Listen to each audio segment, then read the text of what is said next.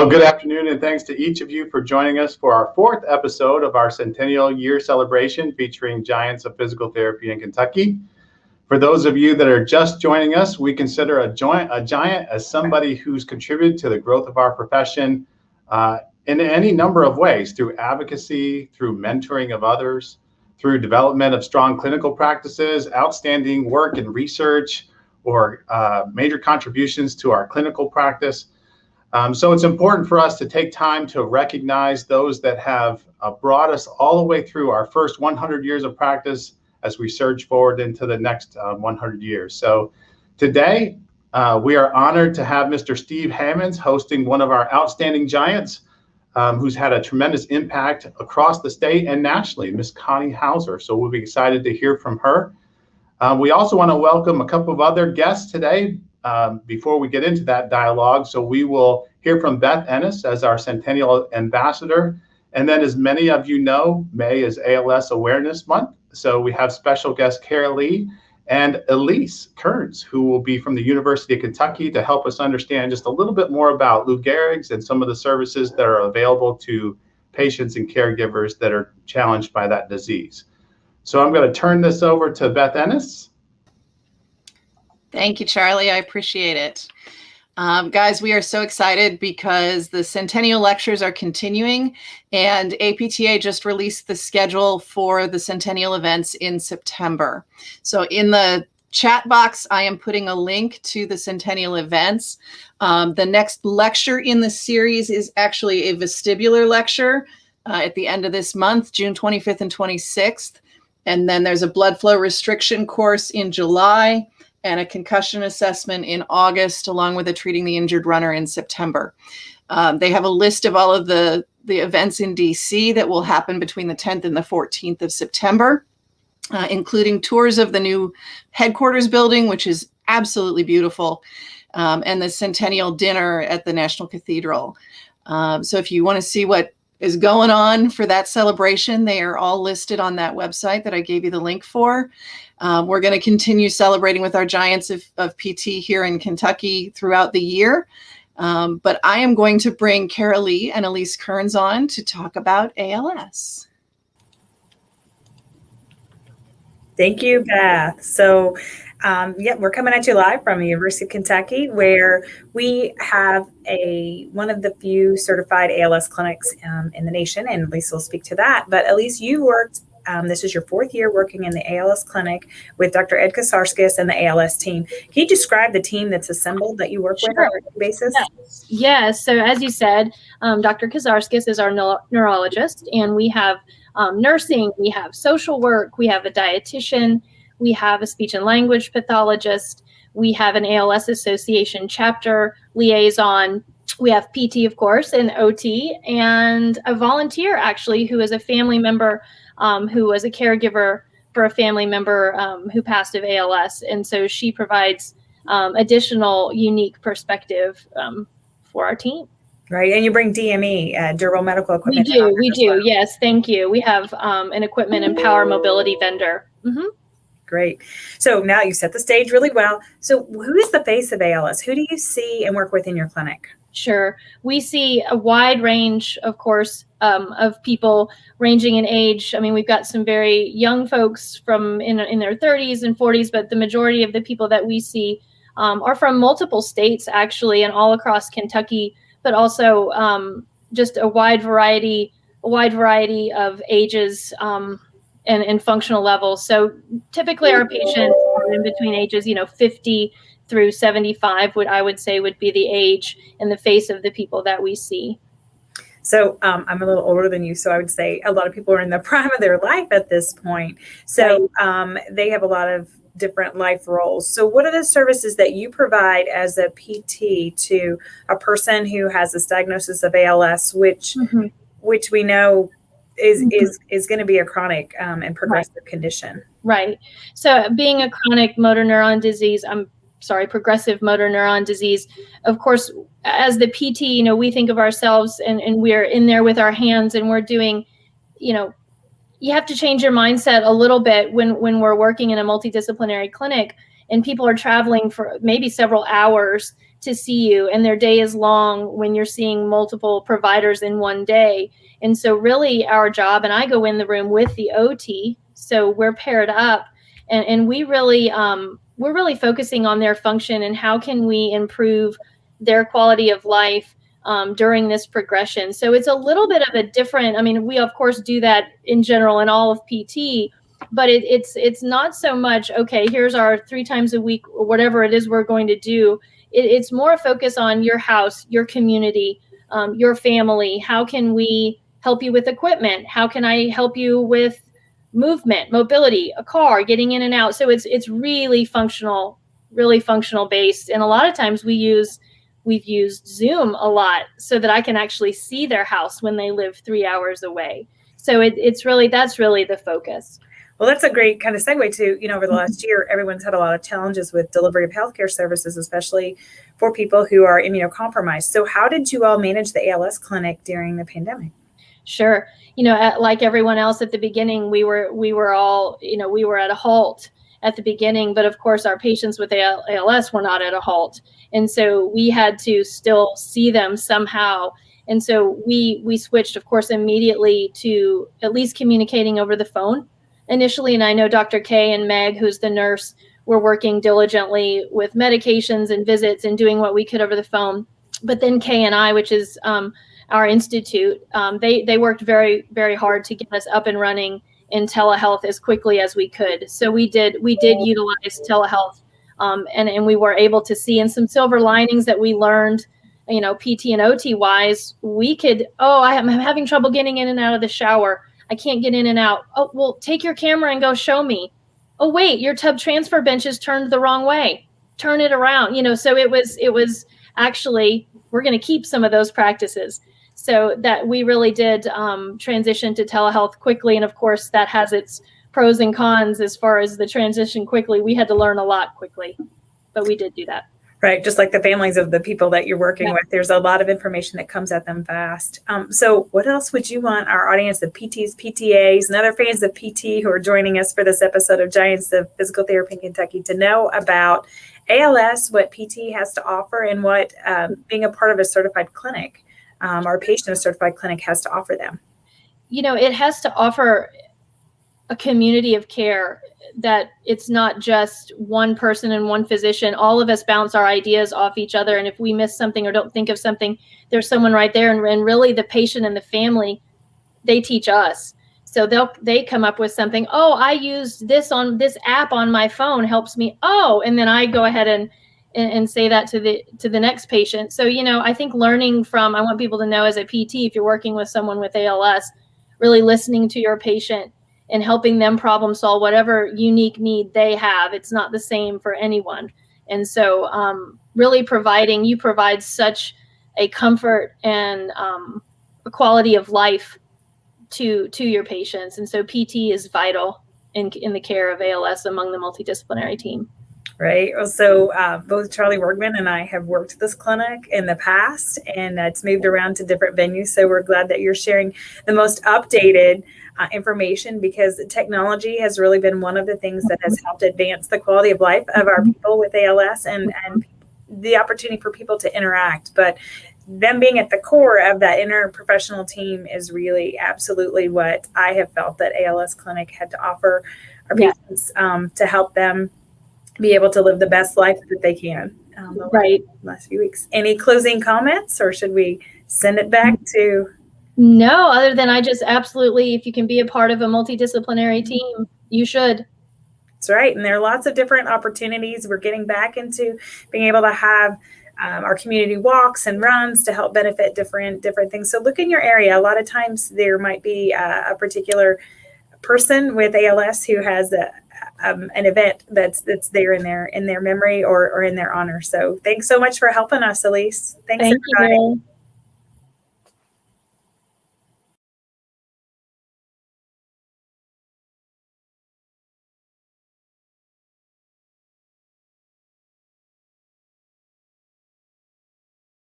And I've been muted the whole time. There we go. Thank you to the two ladies that I just took off the screen. And it is my honor, and Steve and Connie, you are both muted right now. Actually, Connie just undid hers, so great. My honor to introduce Steve and Connie. Steve will introduce Connie, but I do want to say that she has been a huge mentor to me throughout my time as a part of APTA Kentucky. So I'm very excited about this interview. Steve, I'm gonna let you take it away. All right, good. I'm glad that you're joining us today, and I appreciate the opportunity to be here to speak with Connie Hauser. And I have the privilege to know Connie on several different levels. I've known her. I've played sports with her sons. I've grown up grouse hunting with her husband, and I tried to blow up one of his trucks. Yes, you did.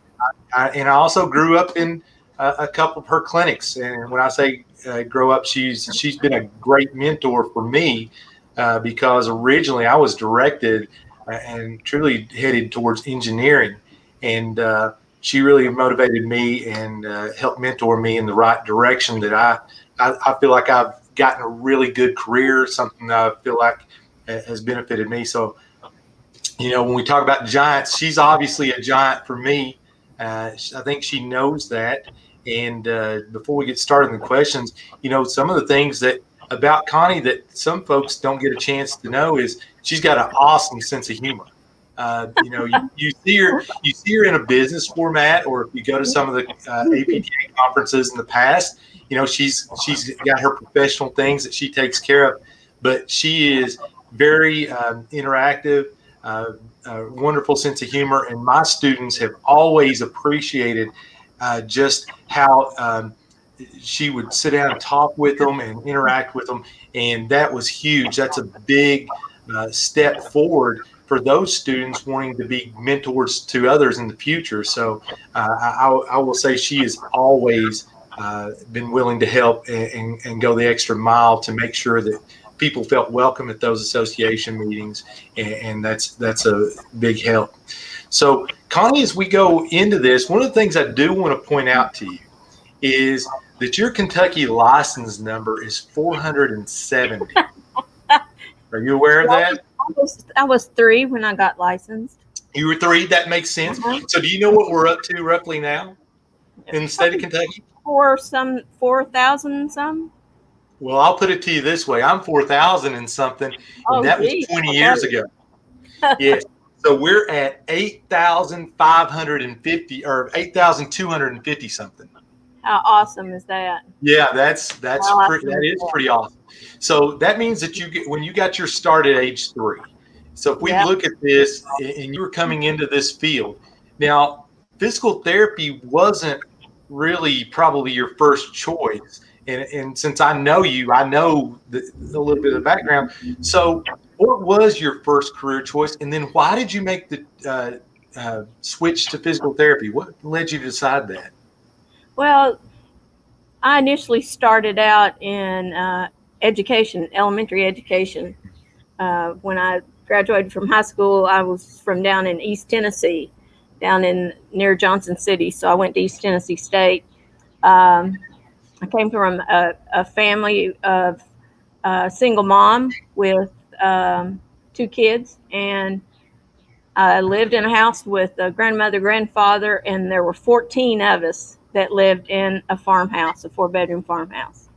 So you can imagine my background was like, hey, listen, all I need to do when I get out of high school is get a job because we need to help make ends meet here. But my mother coached me into trying college. She had, at that time, I think it was $75 was the tuition for a semester of college. And she had put that back from her earnings that she did housework and cooking and cleaning for people.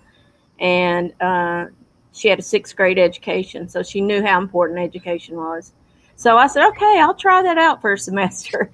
And then I got there and I absolutely fell in love with being on campus. And I just absolutely loved the whole idea of college. I got 2 jobs while I was there. I just loved it. But I just said, I'm going to go into elementary education, and I think I'll really like that, which I did. And I graduated in elementary education and taught for 1 year. And I said, dear Lord, these teachers, they're blessings to people. I cannot do this. And so the athletic trainer there at East Tennessee State was a very good friend of mine. And my husband, Pat, we babysit his kids all the time. And I went to him and I said, I think I want to get into something related to rehab because I really love the sports medicine part. And he says, you need to go to PT school. And I was like, I don't even know what PT school is. And he said, it's where you get to do rehab on patients, but you're not like me, not athletic trainer. And, I don't get paid to do rehab on patients. I'm working on a salary here. PTs have so much more to give, and their education so much more expansive. So I did. I went to UK because my husband was a Kentucky resident, and UK accepted Tennessee residents since I was from a southeastern geographic area of Kentucky, Tennessee. So I luckily got in just by the hair of my chin because Richard McDougall was the chair, and I went up over Christmas vacation to meet him, and he told me that I didn't have a chance of getting in the program, that I already selected the program. So go back to Tennessee and go back to education, Connie. I said, okay. And then about a month later, he calls me and says, hey, we had somebody drop out. You want to take this seat? And that's how it all started. And if Mac hadn't taken me in like that, and if Jerry Robertson, this fantastic trainer who just got inducted into the Tennessee Hall of Fame and just received the Pat Summit Leadership Awards, that's how good this guy is. Those guys pushed me along the way. So I was really, really lucky and really blessed. Amen. That's fantastic. And that, this is one of the benefits of sitting down and speaking with people, because you just filled in some gaps that I just didn't know either. And I've known you all my life. Yeah. So, when we think about you coming out of PT school then, and that being such a low license number and starting your career out at 3 years old, women at that time being business folks, that was not a big growing thing. So, seeing where you are now, and obviously there's been some ups and downs because it's the business world, but, what sort of shaped you in the direction of, I would like to own my own clinic, and I would like to develop it or expand my business practice and those things, especially looking at that day and time and moving forward to now? Well, during those days, the late 60s, early 70s, there were no private practice clinics in Kentucky. There was one part-time clinic. I take that back. But as far as any other ones, there weren't. There's some on the West Coast, which we all remember Charles Magistro and Robert Dicus that started the private practice section back in the 50s. And I took a job working for a large hospital there in Lexington, and we saw inpatients. Outpatients were very low priority. In fact, if we didn't see any outpatients, everybody was great. So I started working with a plastics guy and with an orthopedist and a hand surgeon. And they needed PT for their outpatient surgeries. And I went to the head of the department and said, I think I can do this if you just give me the time. I just have to have some slots of time during the day. And he said, nope, you want to see outpatients, you see them after 4:30. There's a time clock down at the end of the hallway. Go punch the time clock when you start doing this, because we're not going to get paid for it. And you're not either. And I said, okay, I'll do it.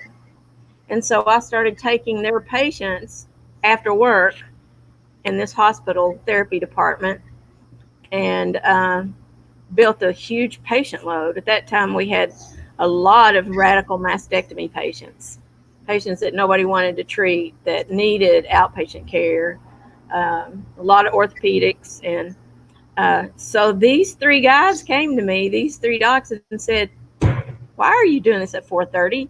And I said, well, because we don't take outpatients. And they said, well, you can take outpatients, take them on your own. And I'm going, oh no, I can't do that. I wouldn't know where to start. And they said, we'll help you. We'll send you all our outpatients. And so I started in a small clinic in Lexington. Those guys followed me completely, 100%, did exactly what they said, referred me all their patients. And then about 3 years later, we moved back to Barberville, where Steve's from. And my husband graduated from law school. We moved there, and I opened a private practice there in Barberville. And if you can imagine, during those days, the late 70s, to get a loan, I had to go get a loan because my husband just gotten out of law school. So I had to go get a loan. And when I went to the bank, I went to all these banks to get a $5,000 loan. That's all it took back then, $5,000 to start a practice. Now it's about $250,000 if you set it up. But no bankers would give me a loan, first of all, because I was female. And second of all, I had no credit. I mean, I didn't own anything. We rented, and then there was a banker in Barberville named Jerry Carey, who I treated his wife, who was an RA patient. And I went to his office and I said, Jerry, all I need is $5,000. And he said, okay, you got it. Start your practice. And that one fella mentored me for many, many years in financial investing and advising, and believed that I could start that practice. And that's where it all started from. And then we grew as physical therapists would come. We're 14 clinics now and getting ready to open a couple of other ones, even in the middle of COVID. Yeah. But we grew because the quality of people that we have, the quality is, we've always said, we always laugh about analogy of physical therapists in Kentucky. Well, your PTs are your jockeys. If you're going to ride the Derby, you better have a good jockey. And if we got a good PT, we can ride any track in the world because they'll always win every time. And you get these young professionals with a big heart that are empathetic. I mean, they're amazing. They're just amazing. Yes. Excellent. That's fantastic. So when you think about this, what advice would you offer to young professionals going into the profession, or to those considering PT as a career choice? What kind of advice would you offer them? A mentor. Get a mentor. There is nothing that can replace a person that believes in you, that will listen to you and actually listen and be honest with advice. One of my early mentors was license number 2 in Kentucky. And that was John Lang. And he mentored me from the very start. And as far as the professional association, I would have to say Marilyn Moffitt, Dr. Marilyn Moffitt at New York University, who I'm sure most of you know. Marilyn Moffitt just said, you don't have a choice, Connie. We're putting your name on the slate. I said, no, I can't do that. I don't like talking in front of people. I get so nervous. She says, you're going to do it. Yep, we're putting your name on the slate. And sure enough, between her and Dave Pariser believing in me, who was a Bellarmine faculty member, one of my dearest friends, and Charles Magistro, Charles was private practice. Charles was the practice of physical therapy. He died just a few years ago, but I used to fly out to the West Coast when things would get real distorted and not sure of what to do. And Charles and his wife, Noelle, would invite me to come out to Southern California, and I'd stay with them. And Charles would start talking to me at 5 a.m. At that time, he was 94 years old. And he read 3 newspapers back to back, starting at 5 a.m. And then he would start counseling. And I mean, and he just did it because he loved people and he loved the profession. So if we can give back anything, a piece of that to these young professionals, and then they can find their mentor, because there's all kinds of great mentors out there. Listen to that mentor. I mean, it's a wonderful profession. I mean, I'm still doing it after I started at 3. So, I mean, you know, it's been 47 years and I still love it. That's fantastic. So can you give us a special highlight in your career that was meaningful to you? I know there's been many, but is there anything that sort of jumps out at you that you think of as a special highlight that's been meaningful to you? Well, I mean, when you get recognized by your peers, and the Robert Dicus Award that's given by the private practice section, I was awarded that back in 2007 or 8, whenever it was. And I became part of a group of people that I had looked up to for my whole life. I have to say that probably was just, I felt the proudest I'd ever felt, that I could even be considered to stand with those giants. And they were really giants. So I'd say that probably had to be one of the greatest. And the other one was watching some of our young kids graduate and get them started out in the field, and going and watching them walk across the stage before all this COVID stuff, and watching them develop their careers. I mean, they're amazing. Yeah. And so when we talk about advocacy and we talk about professional growth and those things, at what levels? I know that, you know, I know sort of your background, state and national levels, but some watching may not. What are some of the areas that you've been involved in as far as state and national levels and advocacy for the profession, even maybe some roles that you've served on with the APTA? Well, I think the government affairs committees on the chapter level and legislative committees, you know, I've worked with those. I was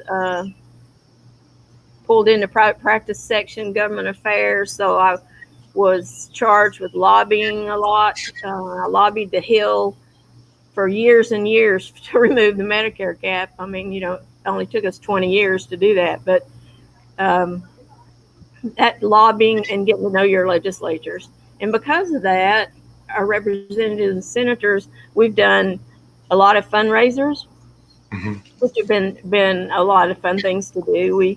We just worked in Governor Beshear's campaign. We ran his campaign down in southeastern Kentucky. We worked for his dad, ran his campaigns, Steve, down there. I think that lobbying and being active legislatively, and I was pretty blessed when we developed the healthcare exchange in Kentucky. They placed me on the healthcare exchange as a PT and a small business person. Right. And I was the only one on across the country. So I got to take that dog and pony show to a lot of places and tell them how we structured that healthcare exchange. For about 3 years we did that. And that was phenomenal. I mean, it was unbelievable. So, I mean, make those contacts. I mean, get out there and go to the Hill, go to Frankfurt. I mean, start out in your county. So working with your county people there in government and your politicians, and make a difference. Connie, I appreciate it. And you know, the thoughts about finding a good mentor, and you mentioned Charles Magistro and those things, that is a huge step for career development. And, you know, I think it's easy to say we need some good mentoring, but it's hard to find those sometimes that are going to sit down and direct you in the right path. So hopefully those watching at whatever stage you are in your career, you will heed those words and find you a good mentor that will help direct you and guide you. And so, Connie, I appreciate you sitting with us today. I appreciate you answering questions. You're always real, and that's what I've always liked about you. I mean, you're a real person, and I appreciate all that you've done Oh, for our I appreciate profession in you. this state and at the national level. So thank you very much, and I'll turn it back Thank over to Beth. you. Okay. Thanks, Steve. Connie, we've enjoyed learning a little bit more about your journey through your PT profession. And if you don't mind, we may use that analogy you threw out there as PTs as jockeys, Yeah. because you've helped a lot of people win a lot of races. So thank you for your time today. Thank you for supporting all of our young graduates that are coming out there and the mentoring that you've done. We really appreciate your time. Well, thank you very much. Thank you so much, Charlie. Thank you all, and please join us next time for the next Giants in Physical Therapy of Kentucky. Have a great day.